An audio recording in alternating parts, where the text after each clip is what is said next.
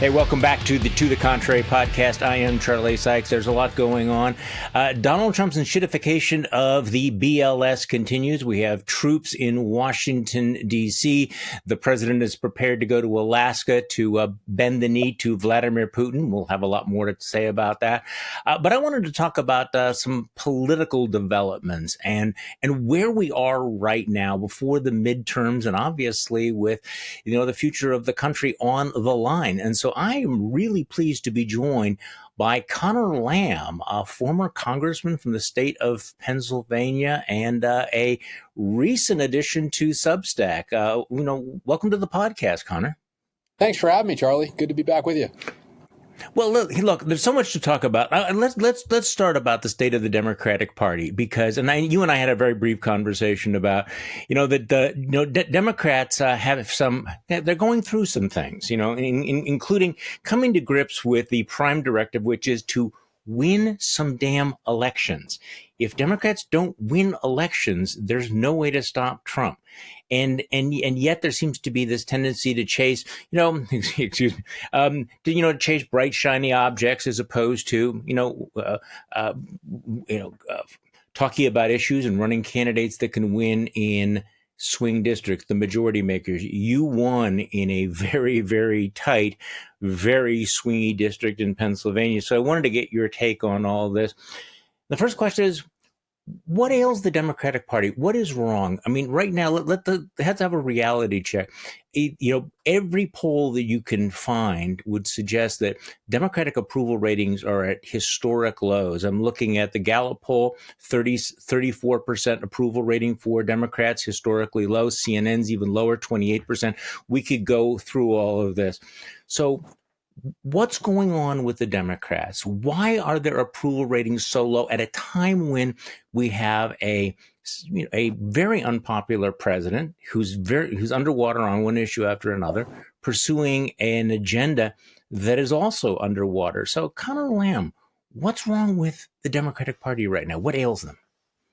Well, I think there's a couple different things going on. One is that when it comes to the approval rating, I'm pretty certain that number is basically a Joe Biden number. It seems to me pretty clear that politics these days is a lot more about individual personalities than it is about party brands. And you can kind of see that when you're out and about among people, even people who vote for Democrats, 9 elections out of 10 or 10 elections out of 10, they aren't really thinking through it in terms of like party doctrine or party identity.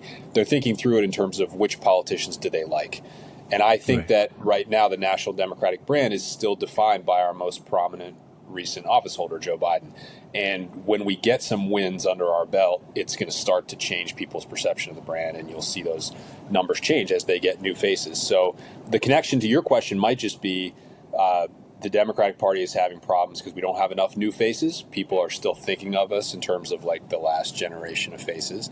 Then this is a sort of a personal take that I've never really been able to convince other people of, but I think we have an inaccurate perception of ourselves in the sense that a lot of Democrats look at what Trump has done with the Republican Party. He has made basically every Republican almost the exact same. They have very little kind of heterodoxy among their party anymore, very little regional variation. They're all answerable to him. And there are a lot of Democrats that kind of envy that because I think they see that as a guarantee of like getting done the things that they want to get done.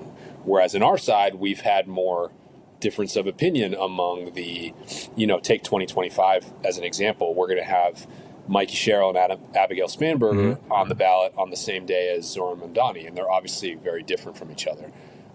I think that's a good thing. Like, I'm perfectly fine with that.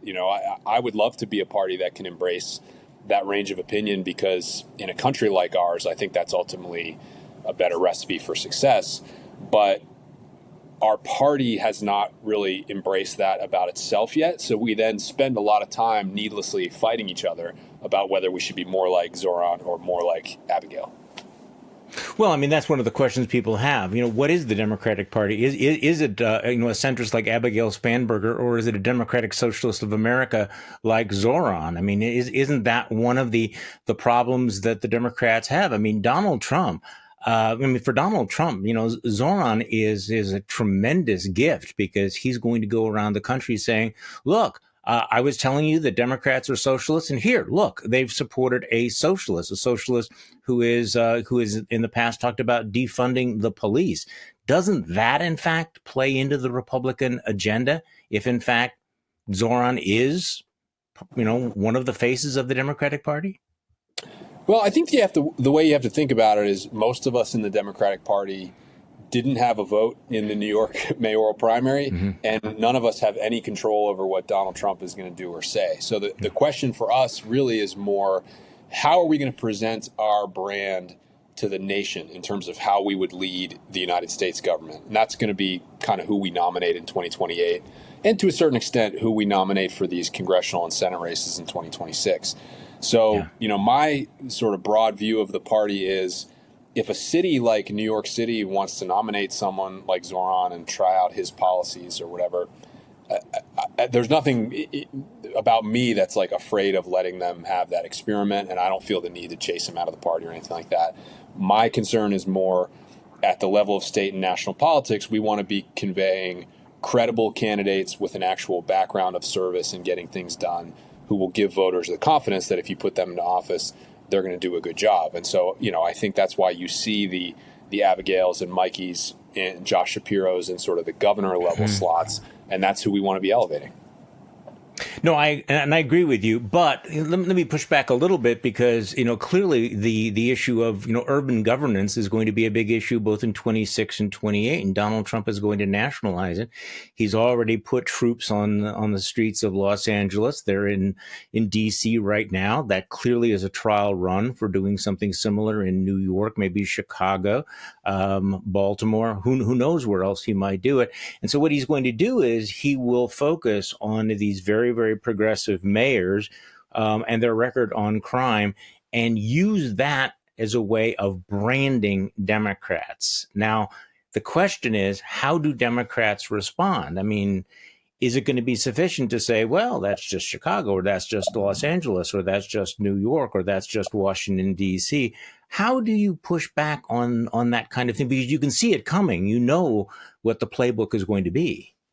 No, I think that's right. I think the frustration is, first of all, any mayor, whether they're a DSA aligned, whether they're a centrist, whether a Republican, whoever they are, they have to do a good job on crime. That's your job as a big city mayor. That's like job one for what the voters elect you for. So you should be taking care of your police. Obviously, you should be holding them accountable, but you need to have them with the resources to get the job done. I think from where I sit, though, I look around the country and I see violent crime and murders dropping in every single major city practically. Even Baltimore, which has a really progressive mayor, has had this huge drop in homicides. Philadelphia has a more centrist mayor. They've similarly had a big drop in homicides. So all these mayors could credibly say the policies I'm pursuing are helping us reduce crime.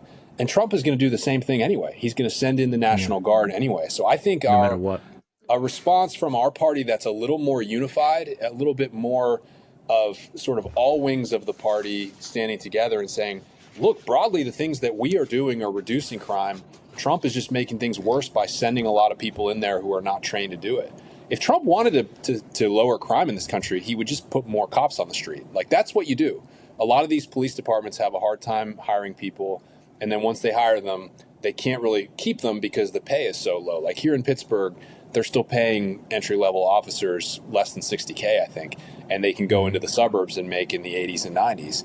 And so if Trump wanted to actually help, he would put federal money behind that and solve that problem. But instead, he's going to send in a bunch of people who aren't trained for that job, but he believes he controls those people, so he wants to send them in for that reason. Right.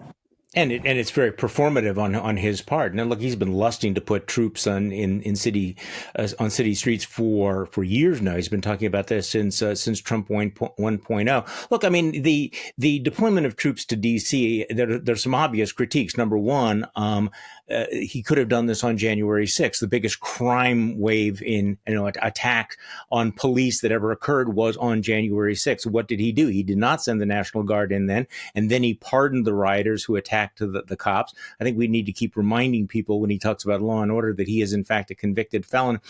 But I do think that there's a danger for Democrats here, and there's a trap that Trump is doing, which is that if Democrats and their allies invest too deeply in the, there is no crisis, this problem is going away. I think they're going to be in the same position that they might have been with inflation. Let me just read you something that amazingly appeared on the MSNBC website, which is that the DC takeover is extreme, but crime concerns are not unfounded. If Democrats want a governing majority again, they must meet voters where they are, not where they wish they were. That means facing hard truths like the one playing out in our nation's capital. Even as crime rates fall, many Washingtonians do not feel safe walking through Union Station, shopping on U Street, or living in Navy Yard. Folks are tired of seeing deodorant locked up behind plexiglass at CVS, which they are everywhere. They're frustrated of finding their car windows smashed and seeing a teenager speed off on a rented e-bike. And there was a Washington Post poll that found that 50% of DC residents, and these are overwhelmingly Democrats, view crime as extremely serious or very serious. So at some point, Democrats just can't simply cite the statistics or say that Trump is making up the crisis. They can say his response is extreme, but how can they credibly, what should they do to credibly say, we are the ones who will more effectively fight crime? We're not denying it exists, but we are not the defund the police party. Yeah, I'm with you on that. And I think what I was trying to say was, if it was me, I think I would have been, like, if I was the mayor of D.C., I think I would have been out there saying, Mr. President, one murder in my city is too many. One carjacking in my city is too many. I don't want any of these things to happen. For me to be able to reduce murders, reduce carjackings, reduce juvenile crime, I need whatever the number is, 250 more full-time police officers, and I need X, Y, and Z. Like, I just can't do it without that. We've been asking the federal government for this. Joe Biden, by the way, gave us some of these resources when he was in the White House. I'd love to see you give more than he gave. And I think something like that would help, because obviously that's not defund the police. It's the exact opposite. It's saying we need more resources to give these police officers, and we think crime is a serious issue. But I think it's important to do it in that sense, because we also can't give in to the idea that Trump's doing the right thing. He's sending in people that don't know what they're doing, and that's not going to help reduce crime, especially not for 30 days, which I think is all that's authorized right now. Well, and it's going to get worse, because we have, 10,000 new ICE agents who are going to be coming online, and where are they going to go? How is he going to do that? The other question, and I know you've written about this as well, and look, I don't want this to become a, beat up on Democrats being really bad at messaging, podcast, although they are really, really bad at messaging. For example, at the time when Donald Trump is posing as, I back the blue, and I am the law and order president, as you noted, he's in the process of absolutely eviscerating and gutting the FBI. So, at some point to say, look, the only guy who's defunding the police, who's destroying our ability to keep America safe right now, is Donald Trump doing what he's doing to the FBI. I mean, that in itself is a huge story with generational significance, don't you think? I think it is, absolutely. And it's something I try to call attention to all the time. But it kind of goes back to the problem that you're putting your finger on, which is that we haven't established ourselves as credible on the overall law enforcement issue. And I don't think the public is looking to us right now to protect them from the most basic crime. And as a result, when we try to speak about the FBI or Trump defunding the police or whatever, the message isn't going as far as it should, even if we're saying the right thing, because we haven't. I don't think we've captured the fundamentals of making people feel like we understand the need to be safe and invest in their local communities and stuff. So that is something the Democratic Party really needs to work on. I think there are plenty of mayors and governors out there that are trying to establish that case. But we do have to talk about it. And I think some of honestly, the most important voices have been these people that left the FBI. Like, I know the one guy who was in Chinese counterintelligence has been making the podcast rounds, and he's been very effective at.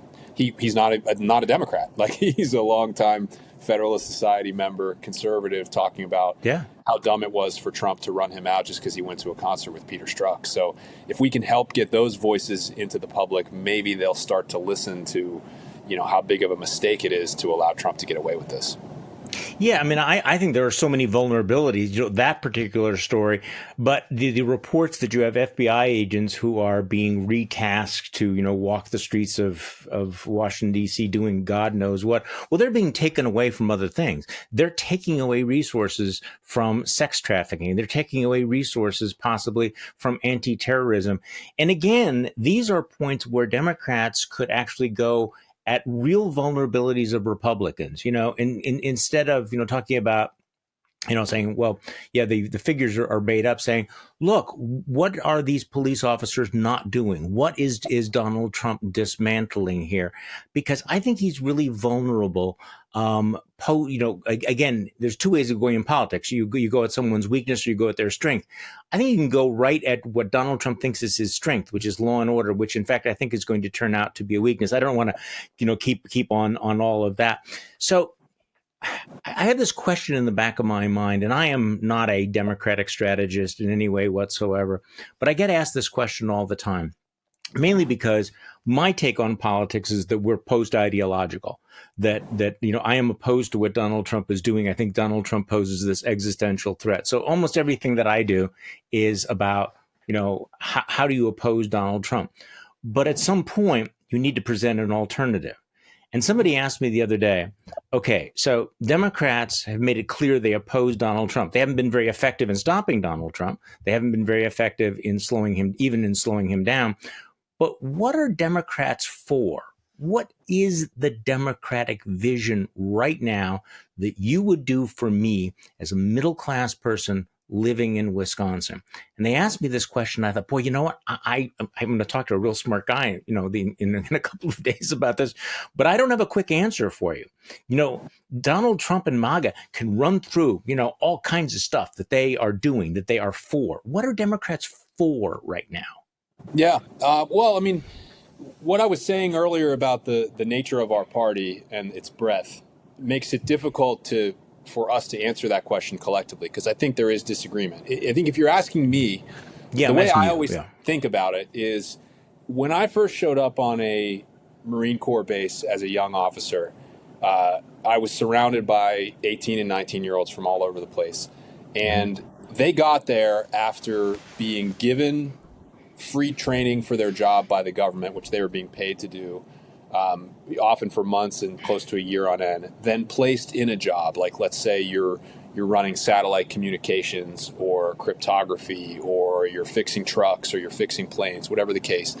And on every single base, they had housing that was either free or affordable. They had childcare that was either free or affordable. They had healthcare that was entirely free.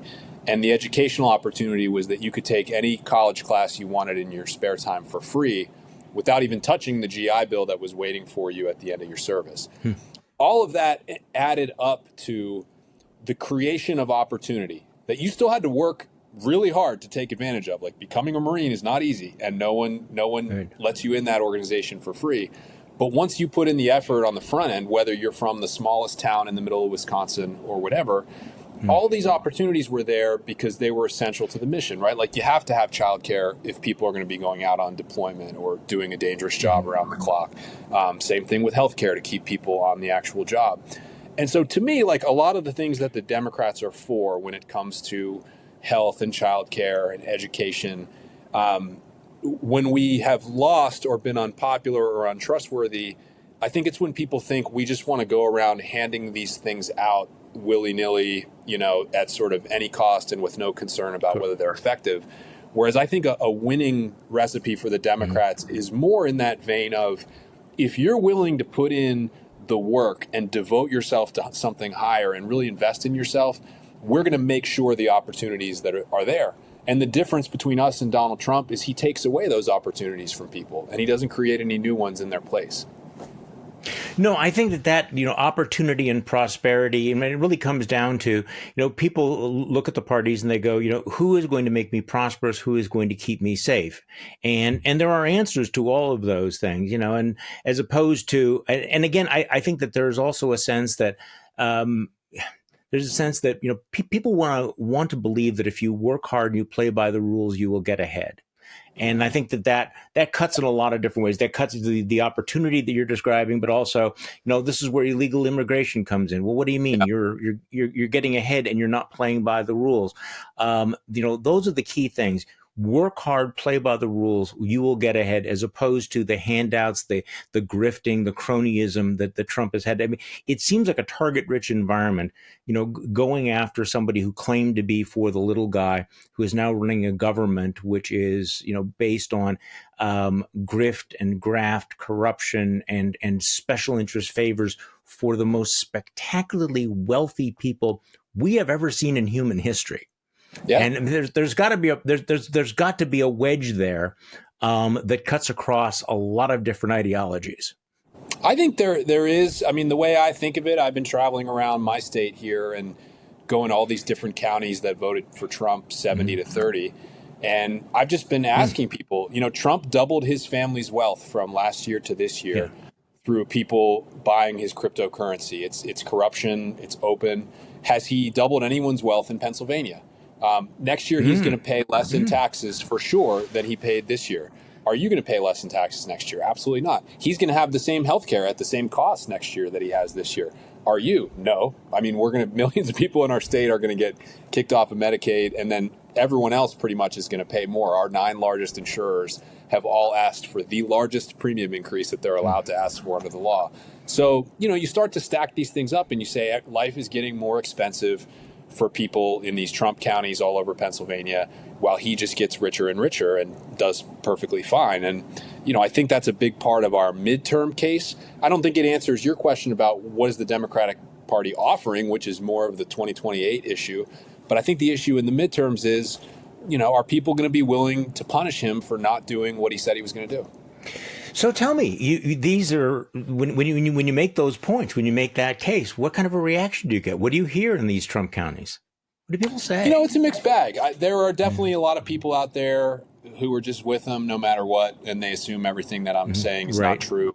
But you can definitely detect a frustration and uncertainty all over the place on the issue of prices because they have not gone down. People know that. And, they're seeing this issue of the health insurance increases. We just had the largest electricity auction on our grid that we've ever had as far as what the prices are going to be paid for electric power. That's going to push people's prices up next year. We've got, I think, 2 million student loan holders in our state, so when he made those big cuts to student loans in the beautiful bill, those people's bills are already going up. And you can see that that's percolating and people are looking around kind of going, I thought it was supposed to get better. And a lot of the tariff impact is kind of just hitting now. You're reading about big construction projects that are getting canceled because the materials are just too expensive and things like that. So I think that, kind of slowly is adding up. And that's a hard thing for Trump to convince people they're not seeing because they're experiencing it in their own bank account. Well, this is interesting because, of course, affordability is going to be a big was an issue. Inflation was an issue. It's clearly an issue. It's one of the things that Zoran ran on in New York. I think his answers are wrong, but obviously it resonated. I know that Abigail Spanberger is talking about affordability, and you've just made a pretty good case for people to say, are you better off than you were before? So on the tariffs issue, it is interesting that at least the polls that I've seen would suggest that people actually do understand that tariffs are taxes and the tariffs raise the price of things they buy. So is that cutting through? I think so. In the abstract, I don't know how many people were able to connect the dots to like the price they're paying today and the tariffs. The people I know in business are mostly just resetting their prices now due to tariffs because they had enough inventory in April when this all went into effect to kind of make it through the summer on the existing prices. So I think we really are seeing it just start to set in. But we are definitely seeing headlines from time to time that, such and such a project is being canceled because of the tariffs. Yeah, so it seems like it's starting with the larger investment decisions that are trickling down. Okay, so what are the other issues that cut through? Is Epstein cutting through?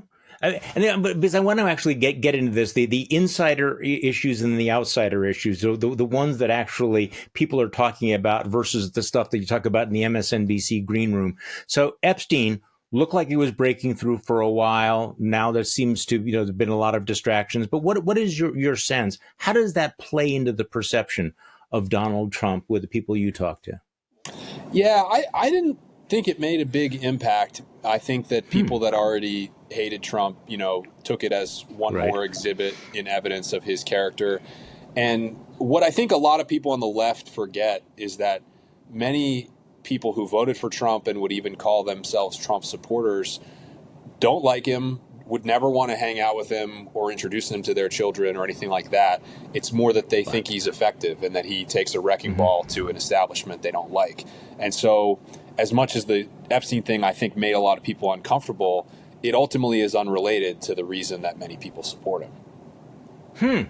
So let's talk about let's talk about the story about the BLS, the president firing the commissioner of the Bureau of Labor Statistics because the jobs numbers were right.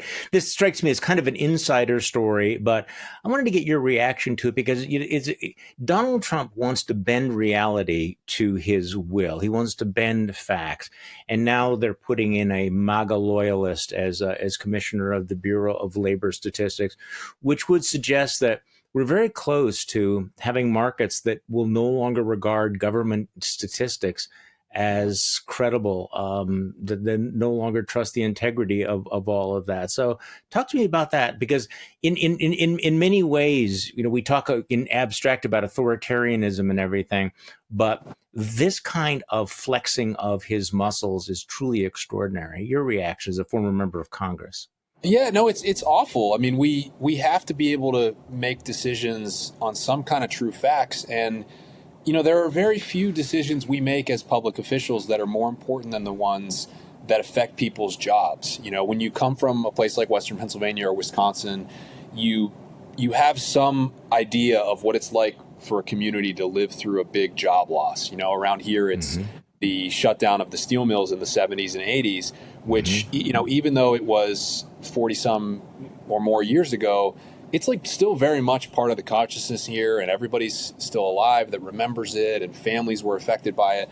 And so, if he's trying to create a system where we're not going to be able to see something like that coming, just take the tariffs are such a perfect example. His argument on tariffs is that it's going to return manufacturing to places like Western Pennsylvania. Well, thanks to our state statistics, I know that we have 2,000 fewer manufacturing jobs right now in Western Pennsylvania than we did last summer when Joe Biden was president. And so you can reasonably ask, when is the effect of the tariffs going to start? Seems like we're going in the opposite direction. And if that 2,000 becomes 5,000, becomes 10,000 over the next year, but nobody knows that because he's hiding the statistics, all of a sudden Western Pennsylvania is going back to where we don't want to be. And it's our job to prevent things like that, which we can't really do if we don't have the real facts. Well, it's also, I don't know how many voters have, connected all the dots here, but the Bureau of Labor Statistics also comes up with the numbers that are used to determine the cost of living increases for Social Security payments, right? Right. Now, that has real relevance in real world for people. And so, again, in terms of things that Democrats ought to be talking about, they ought to be saying, look, did you notice, what he's doing that is going to affect Social Security? Because that is a very tangible, real thing. And I'm not sure that Trump has even thought through the implications of basically fucking around with that. No, I think that he and his people think if they just get a loyalist in there, they'll be able to mess around with the controls to their advantage however they want. But the problem is that the economy is a really complicated thing. And if you start trying to lie and hide the ball and, manipulate the information, there's all kind of ways that can blow up on us and really hurt a lot of people. So the reason that they had a neutral career person in there to begin with was there was a good reason for that. It helps with the trustworthiness that we all kind of rely on to go about our business. So almost everything we've been talking about are issues that really you can talk to voters about, that voters are going to pay attention to, they might actually see in their own life. I want to talk about an issue that's really important. I got myself in a little trouble on this yesterday, so I wanted to bounce this off of you. The real threat that Democrats face right now is on redistricting. and what the Republicans are doing in Texas. So talk to me a little bit about the politics of redistricting and how, and again, we both know what Democrats are going to do and what they have to do, but what is the end game at the end? I mean, when you have an eye for an eye, an ear for an ear, and then when everybody's blind and deaf, where are we at? I guess. No, that's what is so terrible about this scenario is that where it leads is basically a lot of states redistricting every 2 years. That's where this has to go, right? If Abbott and Newsom are not able to stop this thing, then everyone is going to always be redistricting for partisan advantage every time. The problem with that is obviously it's going to fatigue the public and no one's going to want to participate. But also you're going to at some point then end up with maps like we used to have where the Republicans would get 8 or 10 million fewer votes nationwide and still end up with a majority. Like that's not really a small democratic system at that point, at least as it should be. I hate this issue. It makes us all look awful. And so, what the Texas Democrats are doing, I think, is the right thing, as difficult as it is, and as much as we didn't really want it to get to this. Optically, it's horrible, of course, but if we don't find a way to kind of checkmate Abbott, I think we end up in this situation of almost constant redistricting. I think we need to remind the public that we tried to ban gerrymandering at a national level 4 years ago, and 0 Republicans voted for it. All the Democrats voted for it. And ultimately where I come out on it is I was originally elected in a gerrymandered district, and it was not gerrymandered in my favor. It was gerrymandered in the opposite way. It was drawn by a computer program called Red Map. That's what the Republicans did to create those congressional districts. Very subtle. And we still won, and then we won a bunch of gerrymandered districts in the fall of 2018 as well. So it's a lot to ask for us to overcome that, but when we are making the right arguments, we do overcome it. So I think we need to maintain a certain confidence in ourselves here too. Okay, I agree with you. And again, this is where it gets to be really, really, really complicated because, right now, so much, rests on the 2026 midterm elections. Donald Trump has ordered Texas essentially to steal, 3 to 6 additional congressional seats. Democrats, can't just sit back and play nice and say, okay, we're going to let you do that. On the other hand, the counter gerrymandering is a race to the bottom. So what I wrote about this was, and I got a little bit of flack for it, I said, look, let's be honest about it. This is deeply hypocritical, but it's profoundly necessary. They have to do it. And yet, let's not pretend that now embracing counter gerrymandering is somehow pro-democracy. It's necessary. It's about power. And it's kind of, we're both wincing about all of this, which brings me to the decision by the Democratic National Committee to have rallies. You've heard about this? The rallies in 20 states over the weekend on this issue of redistricting. And I'm a little puzzled by their prioritization because, again, I understand you have to fight fire with fire. And I said this the other day on MSNBC, but I said, you know what? There are so many other issues you should be having rallies about. You and I have been talking about all of them. The attack on public health, the attack on, public safety, the attack on the rule of law, the corruption, the abandonment of Ukraine, all of these things. And yet, what are people going to be holding signs around the country saying no gerrymandering at a time when Democrats are going to be gerrymandering? I don't know. I guess I'm not saying don't fight. I'm just saying, why would Democrats choose this issue to have public rallies on when there's so much other stuff going on? Yeah, it's a great question. I think your analysis is pretty much correct there. We've all seen the maps of Illinois and other states where Democratic leaders obviously gerrymander their districts. And all I can really say is, there was a class of us newly elected Democrats who were ready to get rid of gerrymandering completely. Yeah. In part because I think people forget there's an issue here that has to do with the quality of public officials that you get from gerrymandering. And I think there were a lot of us who were younger and came into Congress and looked at the leadership on both sides and said, these people have been around too long and they're not working very hard. And part of the reason for that is because they're in these really, really safe districts where no one holds them accountable. So Right. that still is the standard for us.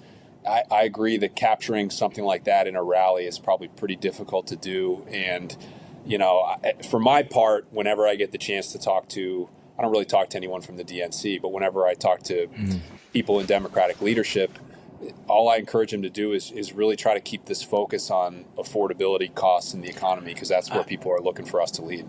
Well, I agree. And I guess, look, people are really, really frustrated. I think going back to my first question about, why Democratic approval ratings are so low is that I think even Democrats are disillusioned. They want Democrats to fight. They want Democrats to be out there. They want Democrats to be able to, stand athwart Trumpism. And I certainly agree with them. But and I think that there are millions of Americans that would turn out on the issues that we've been talking about here, that would turn out about what they're doing to public health, what they're doing to science, what they're doing to truth, what they're doing to the rule of law. There's plenty of things. I kind of wonder about the insider issues versus the outsider issues. Okay, so let me just switch gears a bit to two increasingly difficult foreign policy questions. Next couple of days, Donald Trump is going to go to Alaska to meet with Vladimir Putin. Remember the last time they had a summit in Helsinki? It certainly looks like he's prepared to abandon Ukraine. Your thoughts about that? I guess first of all I can say is I hope that's not what he does. He has really tacked back and forth a lot on Ukraine. Yeah. So, I mean, I guess it's good that he hasn't totally abandoned them already. Yeah. But, it's obvious that Trump really admires Putin's level of control over his own country and his country's resources. People forget Putin is one of the wealthiest people, as far as we know, in the entire world, and it's because he steals the wealth of the people of his country.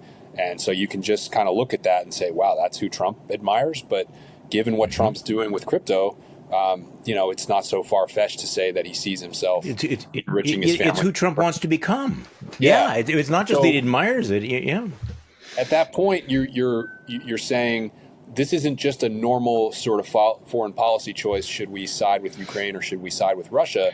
You're talking about someone like Trump potentially siding with Putin kind of for his own gain and not for all of our gain. And it's, are we going to feel the impact immediately if Putin is able to take over the eastern half of Ukraine and be a little bit closer to NATO and sort of mainland Europe? No, we won't feel it immediately.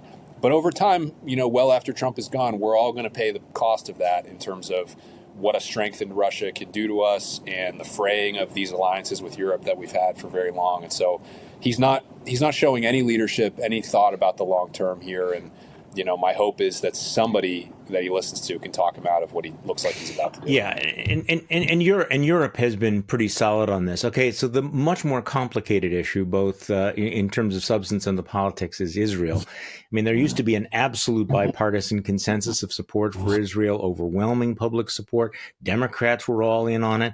And now, given what's been happening in Gaza, you see a real split. In fact, and it's a generational split. People of my generation continue to support Israel. Younger voters, particularly among Democrats, overwhelmingly disapprove of Israel.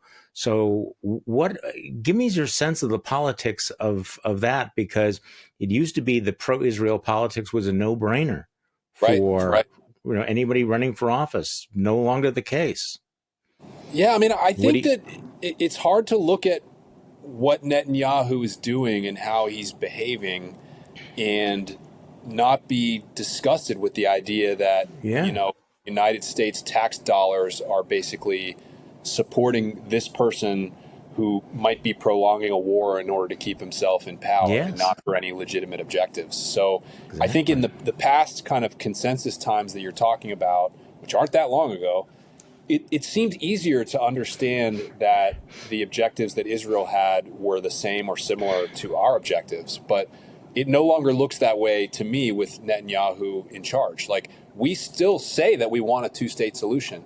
And it really looks like Netanyahu is determined to never allow the Palestinians to have a state, no matter what, no matter who's in charge with them. And so immediately you've got a conflict between what America wants and what he wants.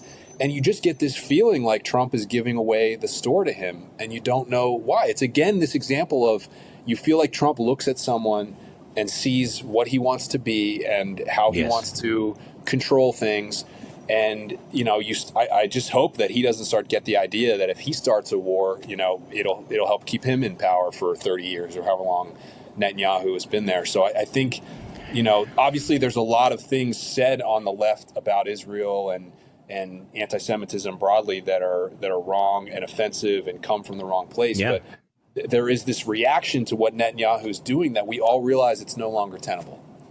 Yeah, well, that's exactly where I've been. And this is very painful for me, as somebody that has supported Israel for as long as I can remember and who is very, very supportive after October 7th and very concerned about, the bad faith anti-Semitism that we saw. But then to watch what's been happening and the starvation in Gaza and the atrocities in Gaza and the cynicism of Benjamin Netanyahu. By the way, you touched on something. Look, Donald Trump loves emergencies. Emergencies give him power. He cites, I think he's declared like more than 30 emergencies in order to flex his power. There's no emergency, more powerful than war, which is why I've been very, very skeptical of embracing Donald Trump as a wartime president, which leads me to ask a question about Pennsylvania politics. We could spend time talking about your governor, who, by the way, I think should have been Kamala Harris's running mate. That's my own personal opinion. What's going on with John Fetterman? What is your take on John Fetterman? Are you comfortable talking about that? I know you ran against him in the primary, but what the hell? Give me your take.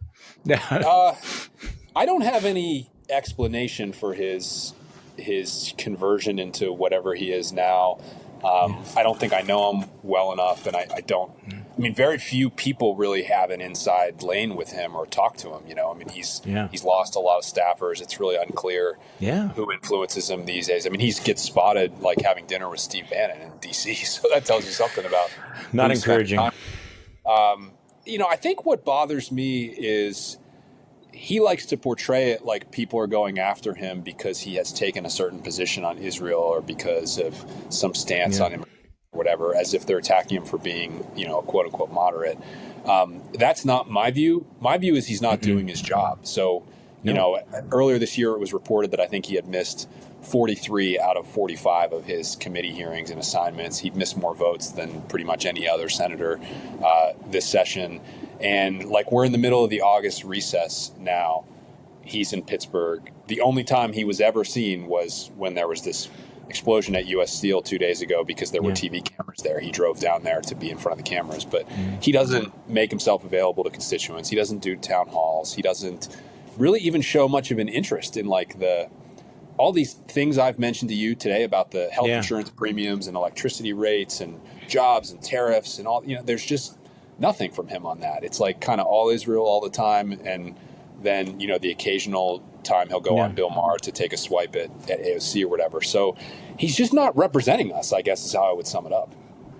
Yeah. So is he running for re-election? Can he be reelected? That I don't know. I mean, he still has 3 more years. We're not even technically halfway through his term. So I guess maybe he could try to start doing the job a little bit better. My sense from being around Democrats all over the state is that the bottom has just totally dropped out in his support within our party. And so it's difficult for me to see how he would present himself as a Democrat again. But, he has claimed he wouldn't make any changes. So it'll be interesting to see if he goes back on that. Yeah, it's hard to imagine him switching to the Republican Party and having it work out for him. Do you think there's any possibility? I mean, he's having lunch or dinner with Steve Bannon? All I can say is that, I've criticized him plenty in the last few months, as have many others. And the only people that ever come to his defense are not just Republicans, but pretty dedicated MAGA Republicans. They really seem to be prioritizing protecting him for some reason. And so you have to ask yourself what that reason is. And I don't know if they're trying to persuade him to come over and that's why they're doing that. But again, this just all comes back to he never faces any sort of questioning or accountability of his constituents. To me, a working senator should be out and about in public enough that someone can find a way to put this question to them, like a reporter or a constituent or whatever. Even Dave McCormick, who I don't agree with on a lot of things, he works hard enough and he's out there enough in the community that like people are getting questions into him all the time that he has to answer. And we have some sense of how he's thinking or what he's doing. Fetterman, there's just nothing. And it's like he forgets that the taxpayers are the ones that pay his salary. Yeah, I think he'll be reminded at some point. Conor Lamb, thank you so much. It's been a long time since you and I spoke. I think you and I spoke when I was at a different podcast. So it is great to talk with you. Thank you so much for your time. Great to see you again. Thanks. And thank you all for listening to today's episode of To the Contrary podcast. You know why we do this, why we're going to continue to do this, because now more than ever, it is important to remind ourselves on a regular basis that we are not the crazy ones. Thank you.